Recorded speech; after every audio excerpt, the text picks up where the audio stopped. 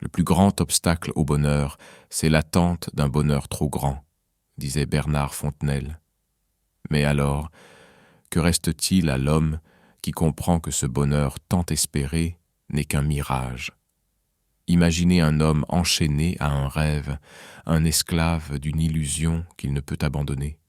Il court après un idéal insaisissable, persuadé que quelque part, une félicité absolue l'attend. Mais plus il avance, plus son mirage recule. C'est une quête sans fin, une course dans le désert où l'oasis n'est qu'un reflet dans le sable brûlant. Arthur Schopenhauer observe cette misère humaine avec un regard froid et lucide. Pour lui, l'existence oscille entre deux pôles, le manque et la satiété. Lorsqu'un désir nous tourmente, nous souffrons. Et lorsque nous l'assouvissons, c'est l'ennui qui prend le relais. La vie, selon lui, n'est rien de plus qu'une pendule oscillant entre douleur et lassitude. Prenons l'exemple d'un homme qui consacre sa vie à une ambition dévorante. Il se dit « Quand j'aurai atteint ce sommet, alors je serai heureux. » Mais lorsqu'il y parvient, la satisfaction est brève, éphémère, presque décevante. Déjà, un autre objectif surgit, et avec lui une nouvelle souffrance.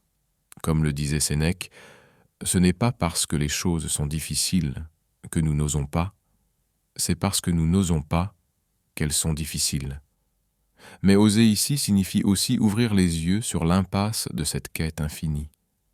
Dans cette logique, la vie humaine n'est qu'un effort incessant pour combler un vide qui ne peut l'être. Un jeu cruel où l'on ne fait que déplacer son malheur d'un désir à un autre. Et pourtant, nous persistons. Pourquoi ? Parce que la nature elle-même nous y pousse. Schopenhauer utilise l'image puissante de l'illusion amoureuse pour illustrer cette fatalité. L'homme et la femme s'imaginent chercher le bonheur, mais en réalité, ils ne sont que des instruments de la volonté de vivre, ce principe aveugle qui les dépasse. Ce n'est pas leur bien-être qui est en jeu, mais la perpétuation de l'espèce. Ainsi l'amour n'est qu'un stratagème de la nature pour les piéger, les enchaîner à une quête dont ils ne contrôlent pas les règles. Et ce piège ne concerne pas seulement l'amour. Toute notre existence repose sur cette supercherie. Nous nous persuadons que le bonheur est au bout du chemin, alors qu'il n'est qu'un appât suspendu devant nous. Dans un vieux conte indien, un roi, lassé de sa fortune et de ses plaisirs, demande à un sage un conseil pour apaiser son âme tourmentée. Le sage lui tend une bague sur laquelle est gravée une simple phrase « Cela aussi passera ». Cette vérité brutale est celle de Schopenhauer. Tout bonheur est voué à se dissiper, tout plaisir est condamné à s'évanouir. Le malheur, c'est de ne pas être capable de jouir de l'instant, disait Nietzsche. Voilà le dilemme, vivre le moment présent ou se perdre dans une illusion de contrôle. L'homme court après un idéal qu'il pense pouvoir saisir. Mais, en fuyant sa condition, il se trouve piégé dans un cercle vicieux d'illusions et de frustrations. Il n'arrête pas de courir, mais il ignore qu'il est déjà pris au piège de sa propre volonté. Prenons l'exemple d'un homme obsédé par l'idée de l'immortalité. Il voit dans l'avenir une promesse d'accomplissement, un bonheur parfait qu'il pourra un jour atteindre. Mais cette vision, loin de le libérer, le consume. Parce qu'il oublie un fait fondamental, l'existence est éphémère, fugace, un souffle qui s'échappe entre les doigts. C'est comme courir après une ombre. L'ombre devient plus fuyante à mesure que l'on s'en rapproche. Schopenhauer, dans toute sa rigueur, va encore plus loin. Pour lui, la volonté, ce moteur inlassable qui nous pousse à agir, est en réalité une malédiction. Ce n'est pas un guide vers la sagesse ou le bonheur, mais une force aveugle, dévorante, qui nous condamne à répéter sans fin nos désirs et à courir après des chimères. Nos vies sont comme des marionnettes suspendues à ce fil invisible qu'est notre volonté. Nous cherchons à fuir la souffrance, mais nous créons sans cesse des sources nouvelles de douleur. Les hommes courent après la liberté, après la satisfaction de leurs désirs. Mais à chaque fois qu'ils atteignent un objectif, un autre surgit, encore plus grand, encore plus lointain. Ils sont prisonniers d'un cercle de fuite. L'illusion de pouvoir maîtriser leur destinée devient leur plus grande prison. Comme le disait Pascal, l'homme est un roseau pensant. Mais quel est donc le roseau qui s'imagine capable de briser ses chaînes par la seule pensée? Ce roseau, c'est nous. Nous pensons que notre volonté peut changer le monde, qu'elle peut nous libérer. Mais cette illusion ne fait que renforcer notre souffrance.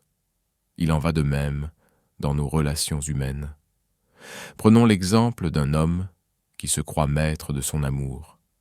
Il pense qu'en donnant ce qu'il croit être de l'affection, il saura contrôler ses émotions et celles de l'autre. Mais l'amour, tout comme la vie, est intransigeant. Il échappe à tout contrôle. Il n'est pas une négociation, ni une transaction. L'amour, disait Simone de Beauvoir, ce n'est pas simplement un désir de possession, c'est aussi la reconnaissance de l'autre dans sa différence, une acceptation radicale de ce que l'on ne peut maîtriser. C'est une vérité que nous refusons d'accepter. Le contrôle que nous pensons avoir sur nos vies n'est qu'une illusion, une fiction construite pour échapper à la réalité de notre condition humaine. Schopenhauer l'a compris mieux que quiconque. La volonté, ce moteur aveugle qui nous pousse à toujours vouloir plus, est en réalité une illusion de contrôle. Nous pensons être les maîtres de notre existence, mais nous sommes les esclaves d'une force qui nous dépasse. Prenons un instant pour réfléchir. Combien de fois avons-nous cru qu'un certain événement allait transformer notre vie, nous rendre heureux, nous délivrer de la souffrance? Et combien de fois ces promesses se sont-elles effondrées, nous laissant face à une nouvelle quête, une nouvelle illusion? C'est là que réside la véritable tragédie de l'existence humaine, dans la constante recherche d'un bonheur qui ne viendra jamais, dans la fuite d'un présent que l'on ne prend jamais pleinement en main.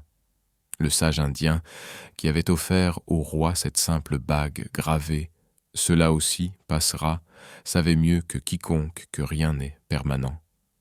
Ni le bonheur, ni la souffrance. C'est la seule vérité à laquelle l'homme devrait se soumettre.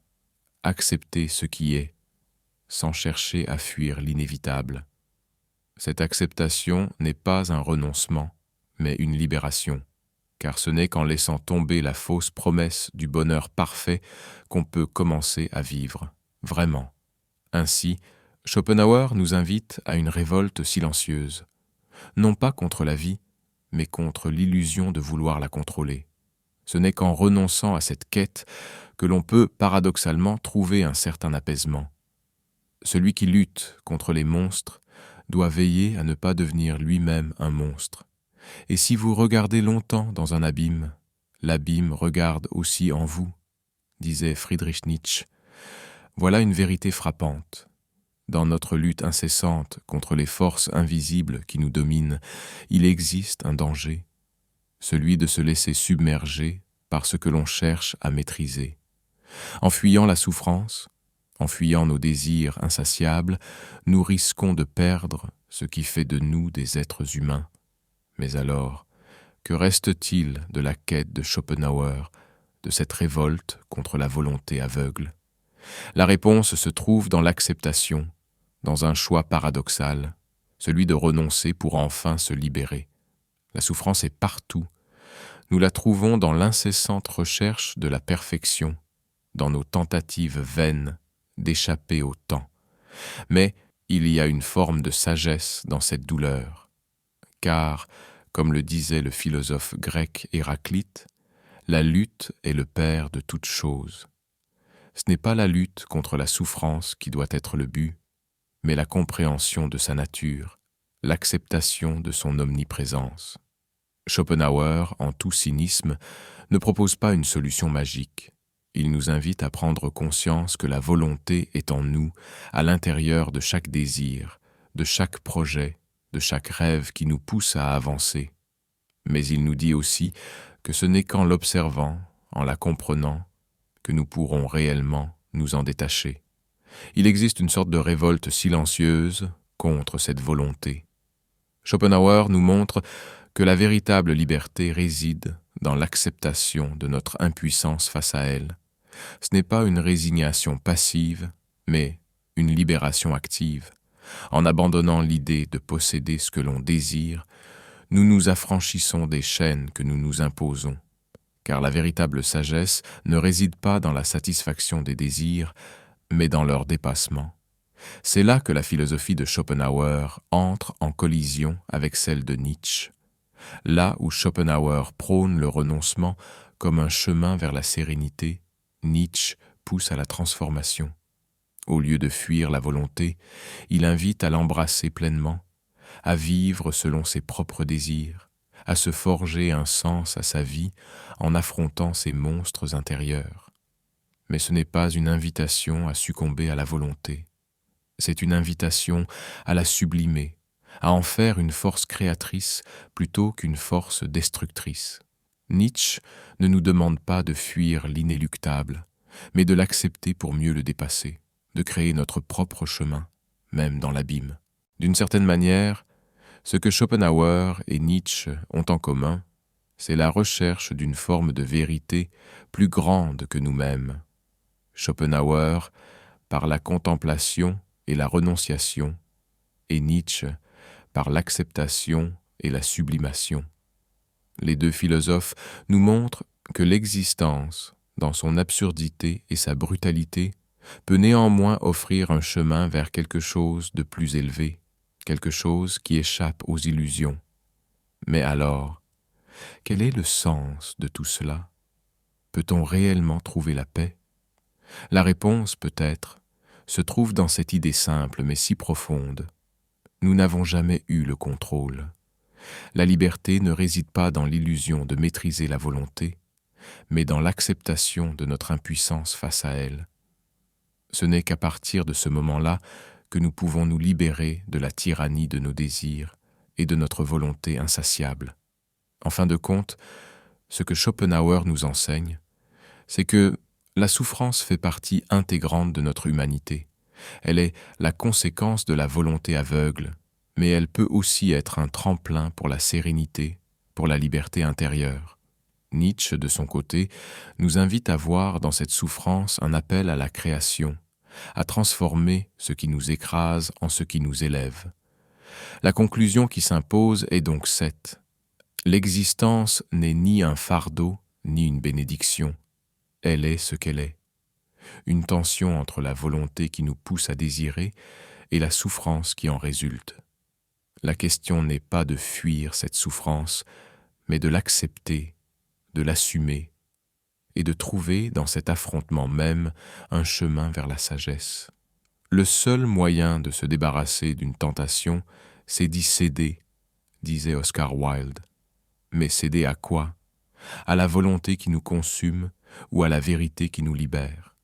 Schopenhauer et Nietzsche nous proposent, chacun à leur manière, une réponse différente. Mais toutes deux, finalement, nous conduisent à une même conclusion. L'art de vivre réside dans l'acceptation de ce qui est, dans l'éveil à la réalité telle qu'elle est, sans illusion, sans faux espoir. Une fois que nous avons compris cela, nous pouvons enfin être libres.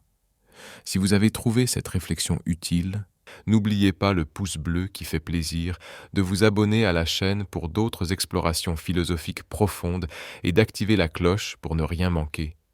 Nous avons encore beaucoup à découvrir ensemble. À bientôt.